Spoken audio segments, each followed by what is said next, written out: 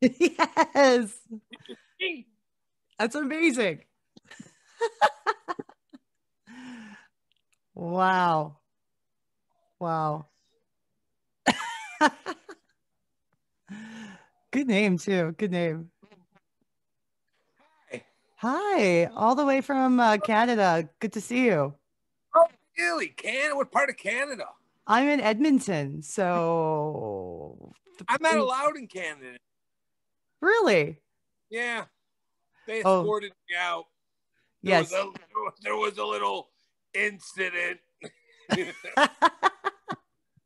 You're gonna have to tell me more about this incident. Well, it made world news. My 25-year-old son recently moved to China, and he messaged me and said, "Dad, I turned on my computer today, and you were trending in China." See, it must have been good. What's Were you? Oh, it was fabulous. It literally made world news. It went viral for a little bit. What part of the country were you in? I was in Ontario, Canada. So Hmm. I'm so this is the thing. Am I just not allowed in Ontario, Canada, Oh or no, it's all? the whole. It's Right, likely the whole thing. and I just don't want to. I don't want to find out. Is the thing. You know what I mean? Like, oh, well, that I got kicked out of the other Canada. Yeah, it's a totally different Canada over here. Totally different Canada. Try again. But well, obviously not right now. But Yeah, imagine, like, do you have to like? me now. How do you find out? Do you call somebody, or you're like, "Hey, is it Oh okay if I no! come in?" All I know is they told me to leave and never to come back. There's got to be a limit on that. We're a nice country. We can forgive. You would think there is. And that's what I was thinking too. I said Canadians are pretty nice. And I didn't really break that guy's knees, and I didn't really drown him at the river. Yeah, that sounds like something you might get kicked out for just a little bit. But I thought you guys were playing in my city not too long ago, within the last 5 years, but maybe not. Yeah, no, I was playing Canada all the time Yeah. until the incident this year. This year. Oh yeah, it was recent. I recently got kicked out of Canada, and this was after. Okay, so not only did I fly 6 hours from California to New York State, but then I drove 3 hours into Canada. So altogether, I traveled 9 hours and 3,000 miles to get kicked out of Canada. Well, that's a waste of your time. No, I thought that was very productive. And I did get to play the show. It just Really? seems that, yeah, it seems that the guy, and I do this every week. I hop on a plane and I fly somewhere. I don't know where. Well, I kind of know, but I try not to know. And I land on a Thursday and I play Thursday, Friday, Saturday. And as soon as the show's over on Saturday, I go to the airport and I'm out of there. And I'm home by noon on Sunday. And this is every week for 12 years, nonstop. That works really well when you're a dad. Yeah, exactly. Right. Yeah. And a lot of the times, in fact, the majority of the times, my wife and my son come with us. But there's some places, during certain months that, my wife, who was born in California, decides that she never wants to be there during December, like Canada. Yeah. I mean, I wouldn't be here in December. Place, but because it's really cold. Absolutely. Trust me, I would rather be somewhere else in January than here. California. Like right now, that's right. It's 85 degrees. Oh, wow. As soon as we're done with this, we're going to the beach. Oh, I'm so jealous. It's wonderful. And what's great is I've had the last 7 months off. Now, again, I've been doing shows nonstop since 2008, 125 shows a year. And I'm talking around the world. So one weekend I would fly into Canada, play Thursday, Friday, Saturday. Another weekend I'd fly to Florida, play Thursday, Friday, Saturday. Another weekend I'd fly to Europe and play Thursday, Friday, Saturday. No sense to where I'm going, because it doesn't matter, right? Because I come back home every Sunday, so it doesn't matter where I fly. Same couple hours in the plane, so you can just randomly, go in any direction. And we try to avoid the winter months, but sometimes we don't do the math right. And so it happened. So this incident recently in Ontario, Canada, which I believe was February. Again, February. I wasn't doing the math of the. Oh no, you were not. And not only did I travel all those hours to get thrown out of Canada, but it was a huge blizzard, covered everything in snow. I woke up in the morning like, holy shit. I leave California and it's 90 degrees. And then I wake up in Canada, there's 4 feet of snow out. I'm like, what the hell? Oh, and when it's cold in Ontario, it's worse than it is here because it's humid there. It's way worse. The thing that I miss the most is breathing in the winter and all your nostril hairs freezing. Try to explain that to somebody that lives in California. It's literally painful to breathe through your nose hair freezes. It's true. How many times in your life have you walked outside with wet hair because you were late and you had to take your shower, of course, in the morning? Crunchy. Immediately. And it happens to me at least once a year where I crunch my hair.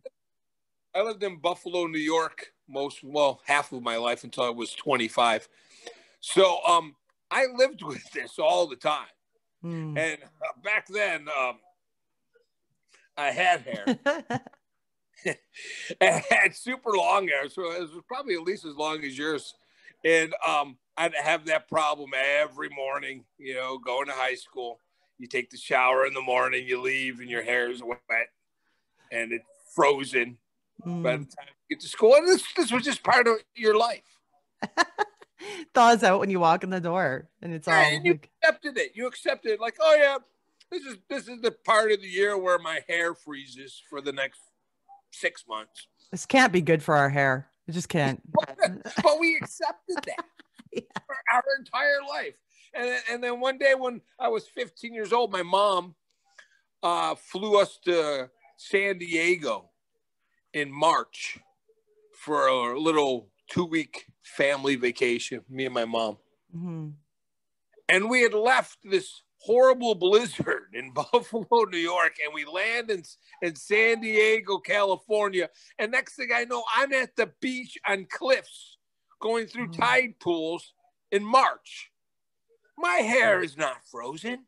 And I'm like, Mom,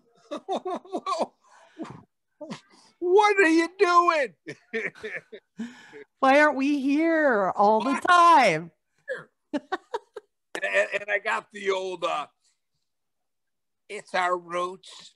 This is where our family lives. It's where our roots are. No, no.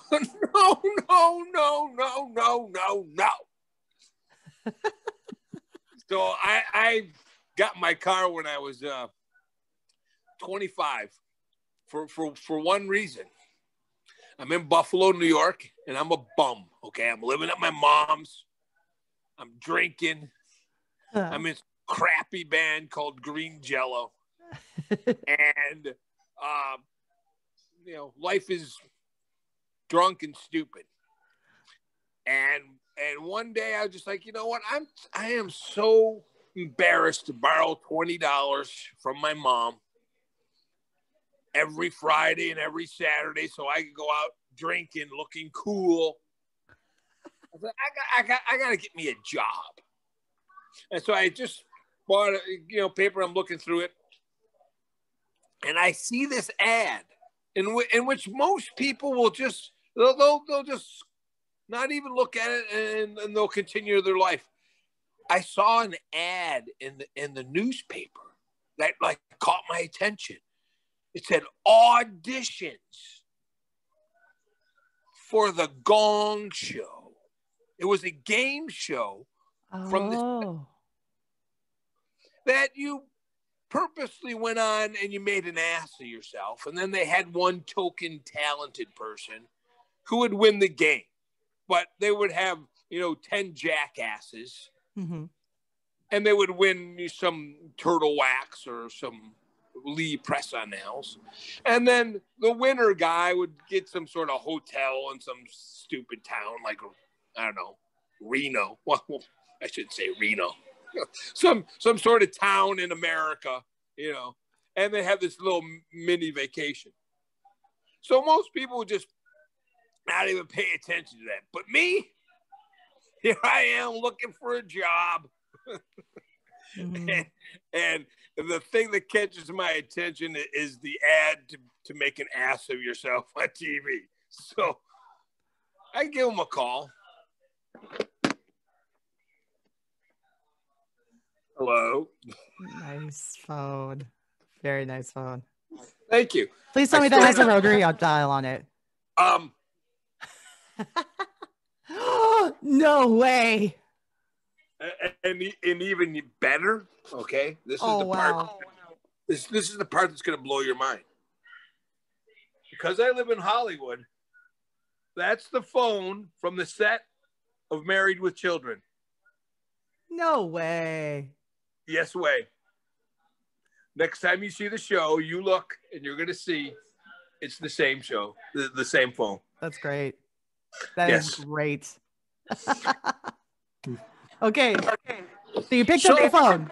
So I call them up and I tell them I have this crappy band named Green Jello that sucks. And people throw food at me and give me the finger. And I have terrible songs after farm animals called Obey the Cow God or Rock and Roll Pumpkin or Three Little, just ridiculous songs. And they said, oh, wonderful. Meet us at the Debbie Reynolds studio Wednesday on Lakersham Boulevard in North Hollywood for your audition. I was like, what? So I didn't tell them I lived 3,000 miles away. Right? I was just calling up. I saw the number. Yeah, I was stoned, whatever, drunk from the night before. And all of a sudden, I have an audition in Hollywood, California. So I did what any normal person at 25 would do. I got in my car and I started driving. 5 days. Okay. I had no idea how far it was. I never really left Buffalo except for that one time with my mom in the plane. That was only a couple hours, right?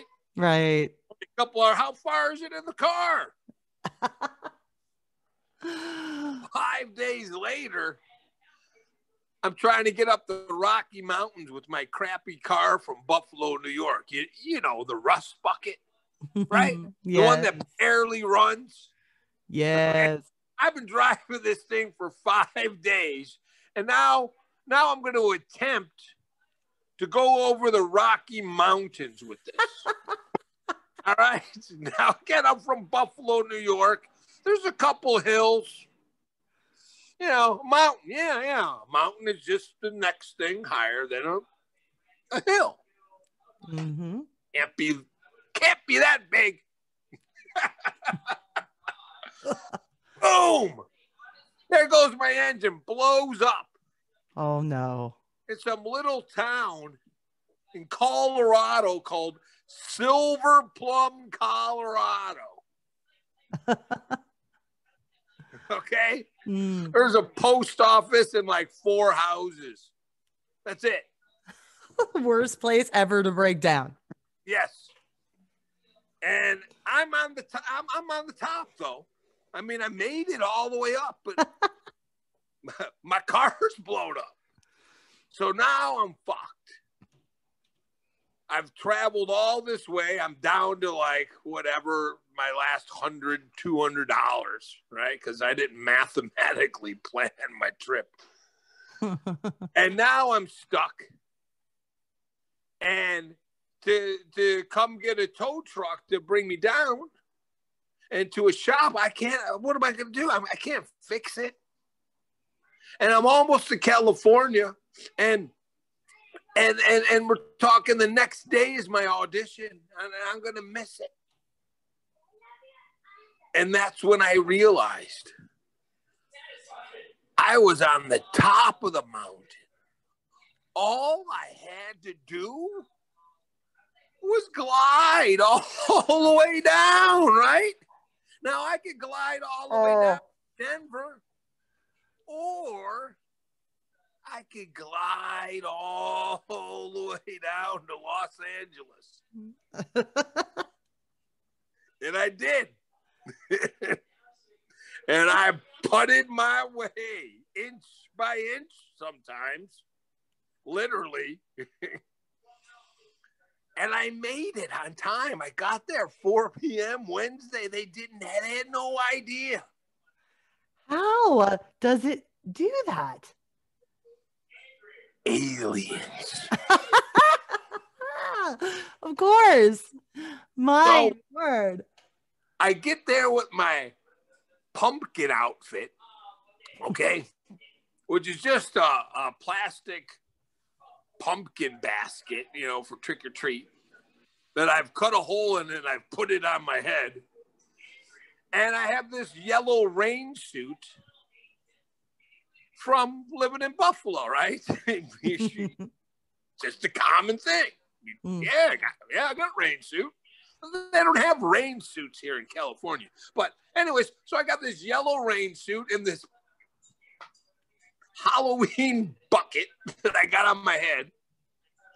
And I give them my cassette of the song and I lip sync, which is not very hard when you got a plastic Halloween bucket on your head.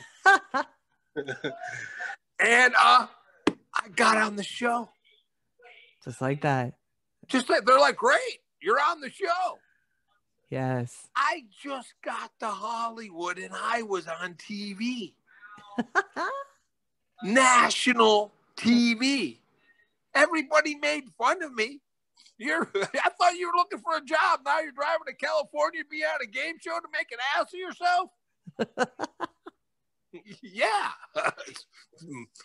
Logical sense to me. And so I get on the show, and of course I get gonged.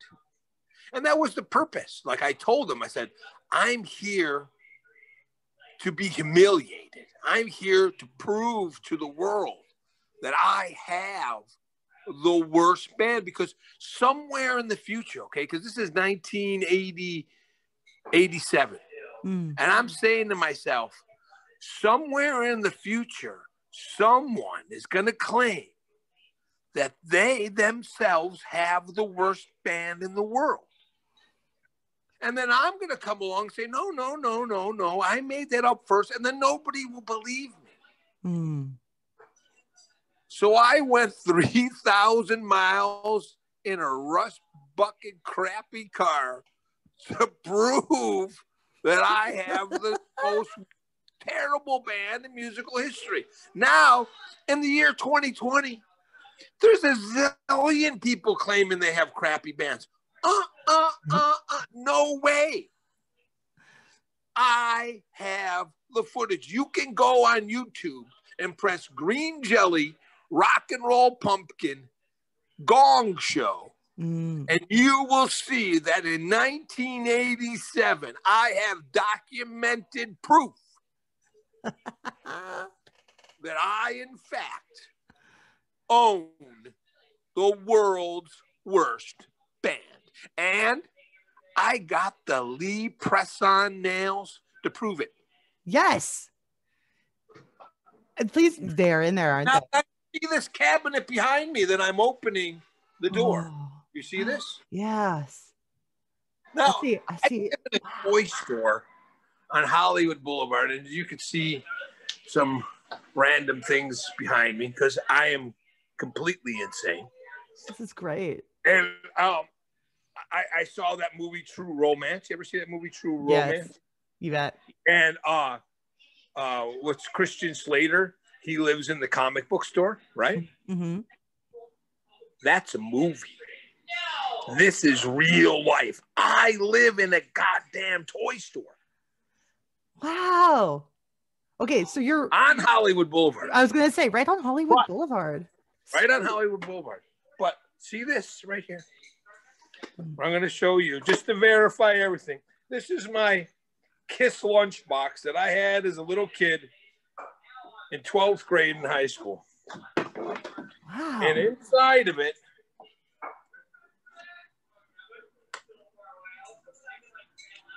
they're the Lee press-on nails. Lee press-on nails.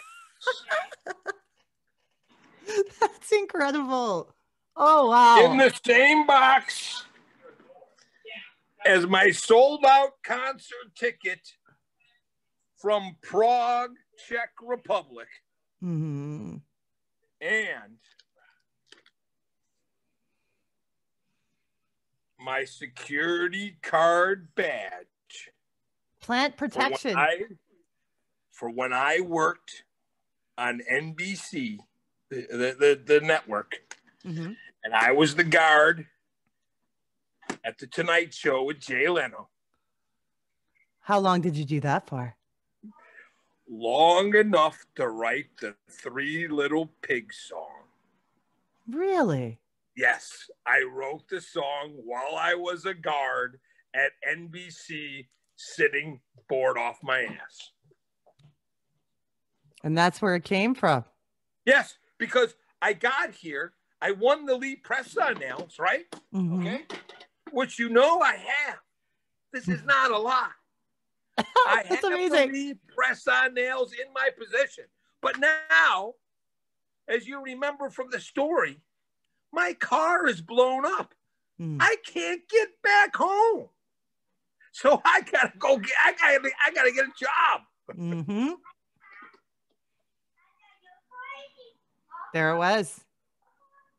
And that job, I wrote that song that sold 25 million copies. Yes. Yes. Okay.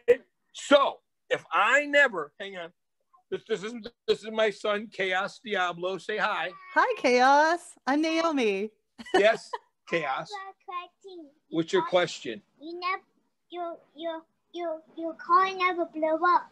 My car never blew up. Well, this was before you were born. Oh. This was another. You're thinking about another time that you were on tour with Daddy. I bought our car, like a car we have right now. No, not our car. My son's come in to correct my green Jello story. It's adorable. Telling me what I was saying was a sham. It's not true, Daddy. This never happened. Oh, he's growling in the other room. What's the matter, Chaos? Everything's good. Don't worry. So. Oh, hang on. I'm just looking for one more last thing. Okay. So, not only, let's recap. Not only in the box is the Lee press-on nails and the security guard job at NBC that wrote me the Three Little Pigs song, but also my ticket to the Grammy Awards because I was nominated for a Grammy. It's so true. Okay, so let's back this story up. Okay. If Buffalo wasn't freezing my nose hairs and freezing my hair on my head, I would have never drove 3,000 miles to make a jackass out of myself to later on be the guard for Jay Leno and then walk away with Lee press-on nails at the Grammy Awards. At the Grammy Awards. Aliens. But you guys, when you were playing, did you put the band together while you were there in Los Angeles? Yes. With all your players? Oh, yeah. How did you find them all? I threw a rock. I hit 20 of them in the head. You guys are in. Yeah, you guys are in. That's wonderful because that leads me to the next one. Because I have the Guinness Book of World Records for the world's largest band in music history. Right now, I have over 1,000 band members around the world. Once they've played with you, they're officially in. Yes. They're in the band. Until they get kicked out. And then when you go tour to that city again, hey, you just call them up. It's yes, exactly. Brilliant. And what's great about it, so I discovered this in 2012 because now at this point, I had been in my band since 1981, all the way to 2012, and I've had random people in and out, but I've basically had steady bands. And what I was finding out is that they're annoying. Okay, now I know why my favorite bands fell apart. You know, the guitar player, he's a drunk. The bass player, he's an asshole. The drummer cheats on his wife. Okay, and you got to tolerate this. So you're having the greatest time for 1 hour on the stage, but the 23 other hours with these fucking people, you want to gouge your eyes out. You're like, how are you that ignorant? You got 4 kids at home. What are you doing? So these are the things that annoy other people in the band, and you just don't want to do it anymore, and then you no longer value that hour stage time, and they're done.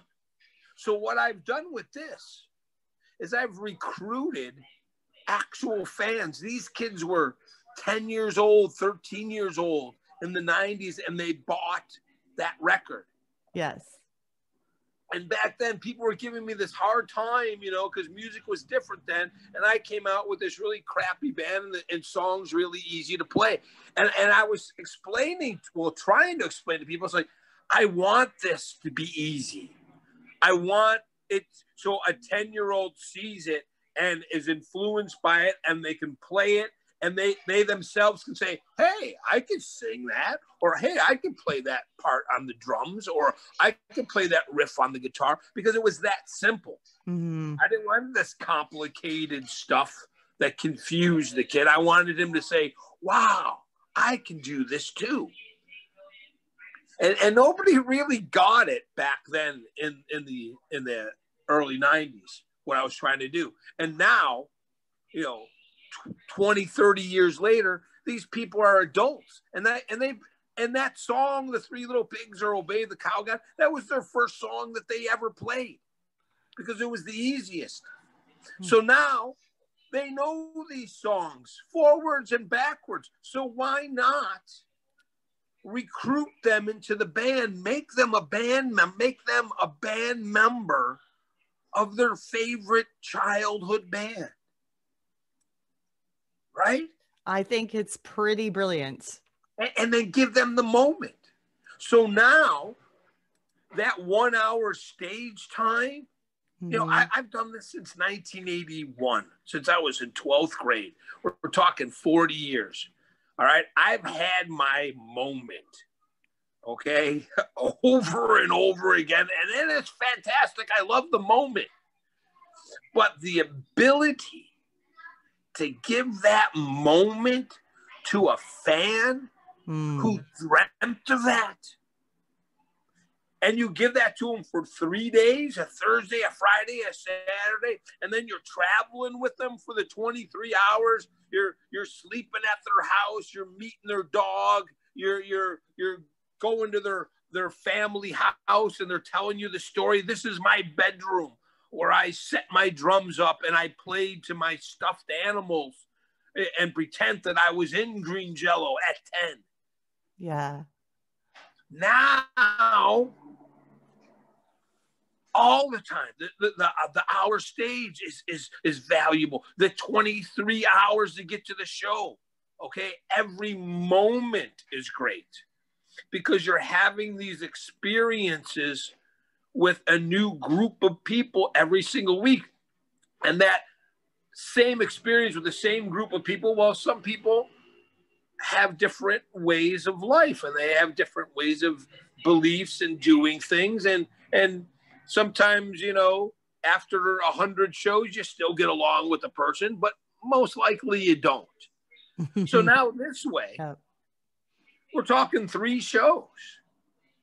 And so if I play 3 shows, you know, Thursday, Friday, Saturday in Florida, and then next week I play 3 shows in Canada, Thursday, Friday, Saturday, the Canada band doesn't give a rat's ass about the Florida band. They don't care that last week Tim puked all over himself and lost his car, and Dave forgot his drums. Yeah, they don't care. But if you have a consistent band that you're bringing along every single, like, oh yeah, you know, last week you were an asshole and I'm still mad. You know, you get all this grudge shit. All right. So now the 23-hour travel time. Look at what a gorgeous day out. Look at this. Oh, you see that? Yes. Look at that sky. Beautiful. Yep. Yeah. I wish I could be there. That's Hollywood Boulevard, right here. That's and you know what's really great. Now, again, just so you know that I'm not making up this stuff. Look behind me. There's my store. It's backwards. It's backwards because of the camera, but it says Sacred Farts. It's actually not backwards. Oh, it's not backwards? No, it's good. Oh, great. It's right on. Yes. Oh, so there you can see the storefront, right? So so I'm not making that up. So people are walking in and they're going, what is going on in here? Yep, please. I love it. And then even better, watch this. Want to see who my next door neighbor is? Mm-hmm. The weed shop. The greenhouse. Right? I live right next door to the weed shop. How does it work? How does it work to get weed? Do they have to just bring like a medicine card? You just walk in. Like Canada? Yeah, you just walk in. Oh, cool. In, you show them your ID. Don't care. They don't care where you're from, but you have to have ID. Yes, of course. But if you're from Canada, it's not a problem. Whatever. Here you go. Here you go. All the weed you want to buy. You can buy up to a half of a pound. See, I didn't know that was happening in California. That's amazing. Oh, yeah. It passed, I think, the beginning of, was it this year or last year? It's been a while. It's been at least a year. And for a long time, God, probably since, I'm going to say 2005, when it first started, you needed the doctor's, right. And not a problem. And then just this, I think, actually was just this year they made it legal and you could just go buy it. And the best part is the weed store is owned by my landlord. And he's like a 75-year-old little Armenian guy. Nice. That's so great. If I could have told my teenage self in 1981 that my shitty high school band would sell millions of records and that I would live in a toy store in Hollywood Boulevard next to a weed shop. Oh my God. That's a dream. It is. Dreams come true. And I've literally had this debate with my teachers in high school who told me, Mr. Manspeaker, you will not be making a living making a jackass of yourself.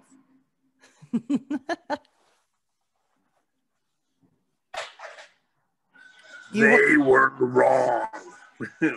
That's the thing. And this all happened because I saw an ad in a newspaper.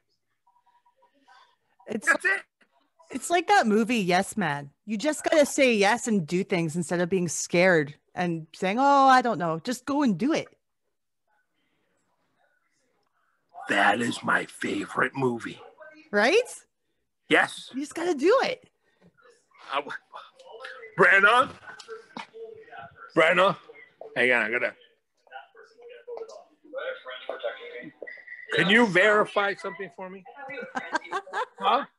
Just in case I don't believe him. Yeah, no, she's too shy. That's okay. Yes Man is one of my favorite movies of my entire life. That's so funny that you say that. It's one of the best Jim Carrey shows there is. I love it. And it's all so true. That's the best part of it. Mm-hmm. And have you seen it a couple times? Are you familiar with it? I've seen it, but it's been a few years since the last time I saw it. Okay. It's been out for over 2 years now. There's that scene where they're in the bar and it's all wood inside the bar, and it's where he sees his girlfriend, and this is before he becomes a yes man, and he gets all embarrassed and he tries to run out and he hits somebody and all their drinks fly all over. But anyways, that bar is right down the street. Nice. Yeah, the whole movie was just filmed around where I live, so it's really funny. Perfect. Yes. Yeah, no, it's really true. It kind of made me think after watching it. I'm like, how many things have I missed out on because I was too afraid to go for it? Oh, exactly. no. You know, that's all I do. I don't even think about it. I just do it. And if it works, it works. If it doesn't, oh well, I'm on to the next thing. Lesson learned. You know, I have a few bands here and there, you know, that obviously, you know, didn't work out when I landed. One in particular was in Texas. And the one guy was just, I mean, he could have been a good drummer, but he was tripping balls on ecstasy, and he was bragging about it. Like, oh, the ecstasy's kicking in. And no matter how good he thought he was a drummer, he wasn't that night. Okay. And so I had to replace him because, you know, that's nice that you're tripping balls, but I still have to, you know, somewhat entertain these people. and you're not able to. So anyways, there's somebody else and they knew the songs, and okay, you play the drums instead. That was 6 years ago. This guy's still complaining. And I'm like, dude, every once in a while, he'll change his Facebook thing, and, I'll get some random message. You screwed me over. You're an ass. I'm like, that was like 500 shows ago. All right. Let it go. Yeah. All right. Because I haven't thought about it since the second I left. Because I got other things that I'm doing. And here's these people that are obsessed on, choices that they didn't make 4 or 5 years ago, 10 years ago, yesterday. It's just like, are you kidding me? You're obsessing on something you could have done instead of doing something now? Just shut up. This is something I need to hear because, like, I'm one of those people that, I've held grudges. And when you do that, it's only hurting me, not anybody else. It just consumes your energy. And the more negative that you put into your own life, the more negative result that you're going to get. And, I'm not any sort of anti anything. I'm not like, don't drink, don't party, believe this. I'm not one of those guys. But the only thing that I know that works, and it works because I do it for myself and only for myself, is you just go forward. Yeah. And the more positive energy that you're going to put into your life, the more positive things are going to happen. Because if you wake up in the morning and say it's a shitty day, it's going to be a shitty day because you are in control of your life. This is good. And you could have had the most wonderful day in your life. I could have continued to borrow the $20 off my mom, and I could have continued to drink, and I could have continued to be the big fish in Buffalo. I had my band Green Jello. We were playing there. People came and saw us. And I could have been that local dude. Or I could have stepped outside my little pond and seen what's next to me and what's next to that and next to that. Yep. You know, I'm a firm believer that the world is your home, and that the more that you own, the less that you actually get to do in your life. It holds you back. It holds you down having stuff. It does. Freedom is owning nothing. Yeah. Nothing at all. And I was a guy, okay? Now you can see, all right? Now this is a guy that's telling you, you know, freedom is owning nothing, right? Okay, you're seeing all this stuff, right? Right. Okay. Now this is just my front room, all right? Mm-hmm. This is a guy who's telling you this, and I'm going to show you this right here. Now this is my main room. You see that wall? Wow. So what you got in all of those? It's different. 150 boxes of toys. All categorized. They used to be from the floor to the ceiling. Mm-hmm. And as you can see, where's the Diablo? There he is. That little boy right there. Yes. As he grew, he went from, you know, laying on the bed to sitting up to standing up. Well, when he entered the standing up part of his life, that went the first row of all my toys. Huh. And then as he got taller, went the second row, and then the third row.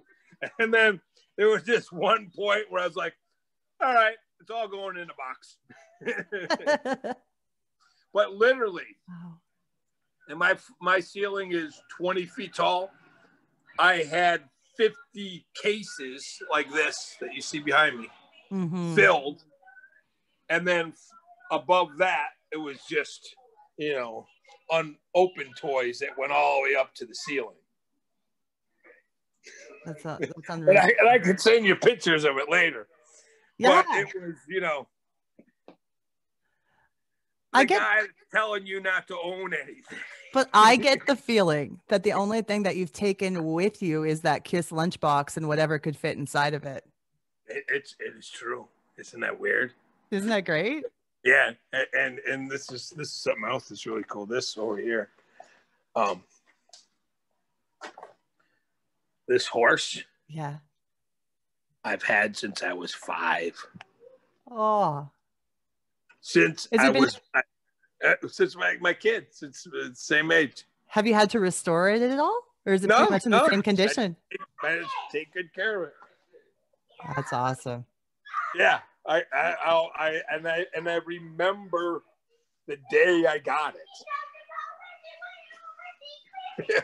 Christmas 1968. Yeah. Yeah. And I still have it. And all 3 of my kids have played with it. But yeah, so coming from a guy who owns a lot of things, you know, it's very strange to hear say, you know, the more you own, you do, you know, the less you do. But it's true, and I'm doing my best to. I'm starting to sell things off just so I can live by that a little bit more. Because last year, well, yeah, was it last year? Yeah. 2020 is really screwing me up. Last year, me and my wife and my son Chaos, we all randomly just moved to Prague, Czech Republic. Really? Yeah. and I mean randomly. I was doing the 3-day mini tour thing, and I had done Canada, and I've done all the United States, and I did all of Mexico, and I was just sort of on repeat, you know. Mm-hmm. So one weekend I was like, I'm going to get a little cocky. I'm going to do a 3-day weekend in Europe. So I booked the show Thursday in Vienna and Friday in Germany and Saturday in Prague, Czech Republic. And I hopped on a plane and I flew for 16 hours. And I landed and I played the 3 shows. And when I went to Prague, I had played there in the 90s. And now I'm there again, but now I'm there on my own term. You know, I'm not in a hurry. Mm-hmm. And so I took a time to look around the city, and it was just like the most gorgeous, most mysterious, mythical place I've ever seen in my whole life. Like everything there was hundreds of years old. There was nothing new at all. Yep. It had been built in, the year 760. Okay, 767. It's hard to fathom, isn't it? Yeah. Yeah. And there it was, still functioning. Mm-hmm. And so I got on the plane and I'm coming home because, again, it was a 3-day tour. And I messaged my wife and said, when I land, we're going to start packing and we're moving. We're moving to Czech Republic because our little boy deserves to live in a place like this. And that was in November. And by April, we moved. Mm. And we lived in Prague, Czech Republic. And we had a gorgeous house. And I booked all these shows there. Mm-hmm. So we played like 2 weeks of shows in Europe. And that generated enough cash for me to start living there. And I figured, hey, if I could tour US, I could tour Europe the same. I sold records there. Probably even better in Europe to do touring. Yeah. Probably more people come out. Yeah. And it's a totally different vibe. Yeah. The people in Europe are really appreciative of music, Mm-hmm. and especially live music. So we lived there. We had this gorgeous apartment. We played a bunch of shows. We wound up doing this huge rock festival in Sweden called the Sweden Rock Fest. Mm. And we played in front of a good 7,000 people. And so we were doing real good. And as we were leaving the Sweden Rock Fest, and we were just driving around randomly in Sweden, checking stuff out, because we moved. We got that infamous statement. Where are your papers? Ooh. Oh, my papers. Yeah, here you go. My passport. No, your papers. That's it. This is your passport. Yeah. You are supposed to leave in 7 days. What? What do you mean? 7 days?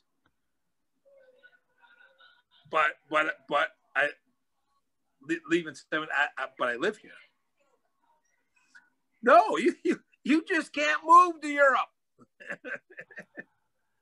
I know. I guess you just can't really move wherever you want. That's what they tell you in the United States, right? There's all this commotion right now about people coming into the United States illegally and blah blah blah, and everybody's making this big commotion and you're a terrible thing and how racist and all this commotion. Mm. The rest of the world doesn't allow you to move in there. Every country, I think, has some kind of immigration law. Yeah. Every country. Everyone but ours. So here I'm thinking I could just... I moved from Buffalo, New York to California. I don't even know if people can just move to Canada either. I don't think so. No, you can't. No, all the papers have to be in place. No. Yeah. The only place that you can get away with that is the United States. But I need a green card to work in the United States. Well, but you're not really going to get kicked out. Right. They're like, oh, you're from Canada? Okay, then. See, they basically, the police basically said, well, you either leave or we arrest you and confiscate your passport and then kick you out. How can they take your passport? It's that, how? That's American and it belongs to you and it belongs to your country. Well, yes, but they could take it away from me, making it invalid for me to be there. But how do you get home? Well, then they just kick you out.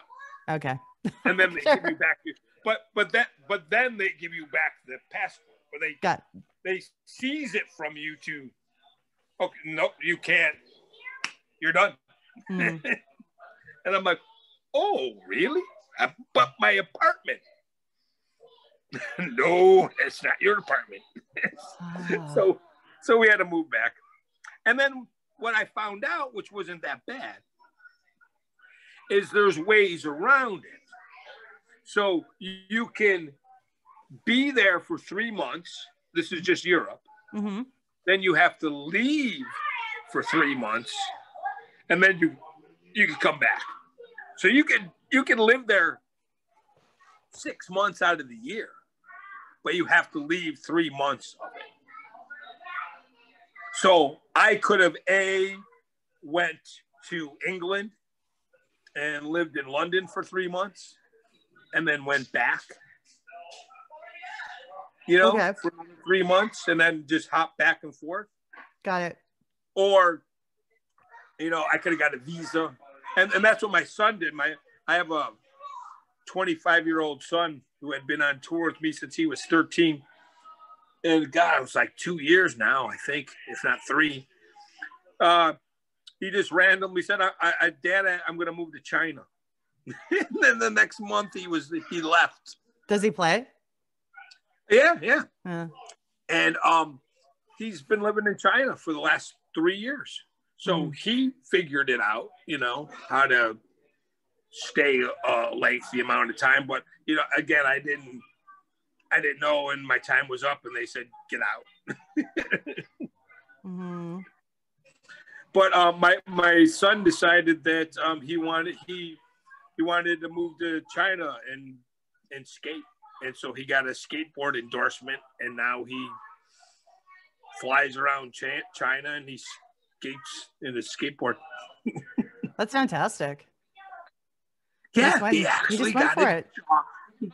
Yeah, he got a job being a skater. Mm-hmm. Well, I guess he learned from the best. He just went for it. There you go. That's the lesson when we need people to learn today. Go for it. Right? Yes. And see, and I had that same issue with Damien, because he was born in the early 90s. He was born 94. And so a lot of people had established ways of how you raise your kid. And, and here I am, traveling the world with them, exposing them to all this, stuff. And people are like, oh, you can't do that with a kid. You're going to mess him up and blah, blah, blah. And when he grows up, he's going to rebel against you. And he doesn't drink. He doesn't party. He lives in China. He started off as a school teacher there, and now he's a professional skateboarder. Good for him. Yeah, just again, what you just said, he just went for it. Yeah. Just didn't listen to the 99 reasons why he could not. First, 99 reasons of why you cannot be a professional skateboarder. And then another 99 reasons why you cannot move to China and be a professional skateboarder. I've always told people, if you just focus on that 1% chance, because there's no matter what there is in the world, nothing's 100% sure. But if you focus on that 1% chance of actually winning, and you don't get overwhelmed by the 99 reasons of why you're going to fail. There you go. You wind up having a box full of Lee press-on nails and a Grammy invitation. It's beautiful. Tell me about your costumes over the years. How do you create them yourself? Yeah. I've made every single one of them. And, the turning point again was probably, I'm going to say 5, 6 years old, just like my kid. Mm-hmm. It was the 60s, and I had single mom. We lived in a housing project. Things were a lot different back then, especially for women and jobs and working. So we weren't very rich. And Halloween, this time of year, we're talking 52 years ago, right about now, I wanted to be Snoopy for Halloween. Mm-hmm. And I saw this store-bought costume, and we couldn't afford it. Simple as that.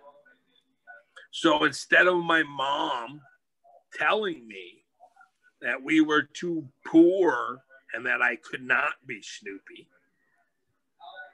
my mom brought me home and she says, we're going to make you a Snoopy costume. And she got her wire coat hangers from the closet, and she bent them into weird little shapes, and she taped them together, and then she got some flour and some water, and she mixed it together, and she took some newspapers, and she ripped them up, and she put these ripped up newspapers in the flour and the water, and I'm just like, Mom, what the hell are you doing? Yeah. You're taking stuff out of the closet, you're ripping up paper, you're making a mess. And she took these newspaper shreds and she dipped them in the flour and the water paste, and she put them on the coat hangers. And I was like, what are you doing? And the next day when it dried, she got some white paint and she painted it. And it was instantly a Snoopy head. This clothes, clothes hangers and paper and muck has somehow turned into the head of Snoopy. Yeah. And she put that head on me. And all of a sudden, her and her friends were like, oh, Snoopy's here. Oh my God, somebody called Billy. Billy, Snoopy's. They all knew I was Snoopy. All right. I mean, I get it now, but suddenly, in my mind, they didn't. I disappeared and I became Snoopy. That's the best. And I was. They believed I was Snoopy. I believed I was Snoopy. I looked in the damn mirror and I was Snoopy. It was the most fantastic day of my life. Mm. Your first Halloween that you remember, this was mine. Mm-hmm. And this is 1968. And all of a sudden you fast forward this to 1981. And I'm in my mom's basement, and I got my friends over, and we're making up a punk rock band named Green Jello. And I get that microphone, and Green Jello, and it was terrible. We first tried to do punk rock songs. We did Ramones, we couldn't do it. Sex Pistols, we couldn't do it. Yeah. And we were just terrible. And so I was like, I got it. Let's do our own songs. And that way, nobody will know that we messed them up. Perfect. And then we started making it to our first song. Green Jello sucks. It was easy. Green Jello sucks. Green Jello sucks. Right? Yeah. Easy. But it was still terrible. So that's when I came up with Snoopy. We'll make costumes. We'll make costumes and we'll be terrible, and people can throw stuff at us and yell that we suck and give us the finger. I figured a whole way around me not having any musical talent. Now it was distraction. Oh, wow. So I came up with this idea. I'm going to find out what day the cafeteria in high school is having green Jell-O. Because they serve green Jell-O all the time. Mm. I get the date and I tell all my friends. And I drag in this PA that I rented from the local music store, and I drag it into the cafeteria, and I plug it in real quick, throw down our instruments. I jump up on the lunch table. I drop my pants. Everyone, give me the finger. Green Jell-O sucks. Green. And they're all chanting it, and they start throwing the food at me. Nice. This lasts about 30 seconds before the principal comes running down, rips me off the table, unplugs everything, and I instantly get thrown into in-school suspension. And it was that moment in my life that I knew my calling. I was going to be a jackass for the rest of my life. This is brilliant. And then you speed it up 6 more years to 1987. And I find the ad in the paper. And I drive to California to be on the Gong Show to prove I have the worst band in the world. So 3 critical things here. Yes. The Snoopy, 1968.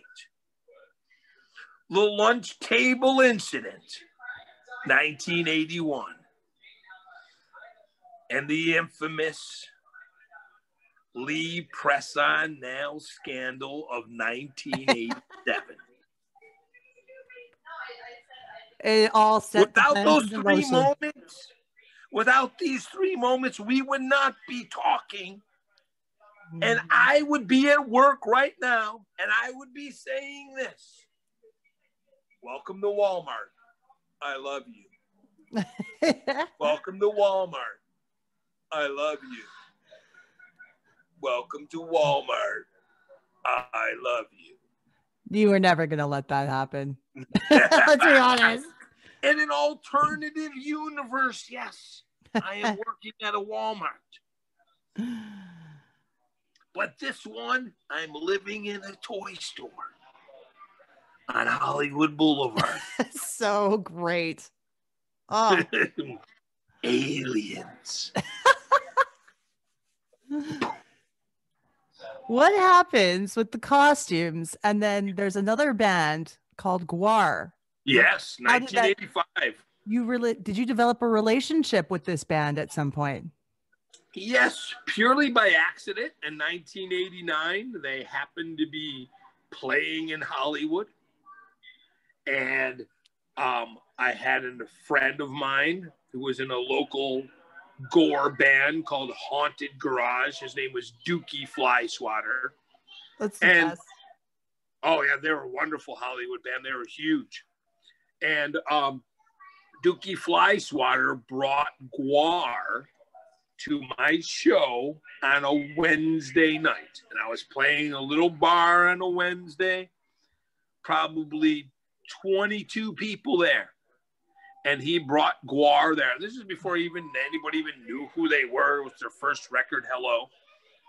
And after the show, this hefty bearded guy in overalls came up to me and was like, "Your band just like ours." I was like, great. And he proceeded to tell me that he was from Virginia and was in this band called Guar. And they were a lot like ours.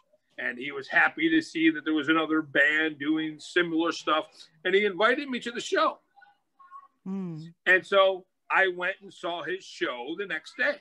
And I'm going to say they had a little bit more than us, maybe 100 people. Mm-hmm. But they had made their stuff out of rubber latex. And here I'm making my stuff still out of wire. and paper mache. So the Snoopy thing never really stopped. It began again in 81, and I made the paper mache stuff. And that traveled with me all the way through Buffalo. And then when I got in the car, drove to Hollywood, and I started playing here, same thing, paper mache and chicken wire. And they'd last maybe 2, maybe 3 shows, and I'd have to build them again, but it was really no big deal. So they had this thing called rubber latex, which was basically the same thing that I was doing, but instead of taking ripped up pieces of newspaper and dipping them in the flour and water, they were ripping up pieces of white sheets, like bedding. Huh. And then they were taking that and they were dipping that into liquid latex. And then they would apply it on a foam sculpture that they made out of couch cushion foam. And I was like, oh my God, same technique, but different materials. Yeah. So then I started garbage picking foam. You know, anybody threw out a couch, I would grab it and steal the foam, because foam, you know, there wasn't like a foam store. No. Well, not one that I found yet. And so I was doing this technique for a while. And I did that all the way up until 2008. So from 1989 to 2008, almost 20 years, I was just using the foam and rubber latex technique. And basically they were doing this, like I said, they were doing the same thing, but you know, it's a little different. They were more sculpting their foam. You know, they would carve it out of clay, you know, whatever they wanted. And then they would make a cast. And then they would make this 2-part foam that they would inject into the cast. And then they would apply the latex. And so that was just way too complicated for me. Again, I like simple. Mm-hmm. So I just broke it down into just getting the foam itself. And I would cut the shapes with scissors and I would glue them on. You know, so I skipped the whole carving it out of clay and making the mold. I tried, but it was just too much for me. And it shows a lot more detail when you do it. But when you're at a bar and everybody's drunk and they're moshing, they don't see the detail in the cow head, you know, they just see the shape. So I didn't really think I needed the detail. So I just started making foam sculptures out of it with scissors and gluing them and then putting the rubber latex over it. And that worked for 20 years. And then when I was on tour in 2008, you know, a fan who was a little kid who had now had his own child brought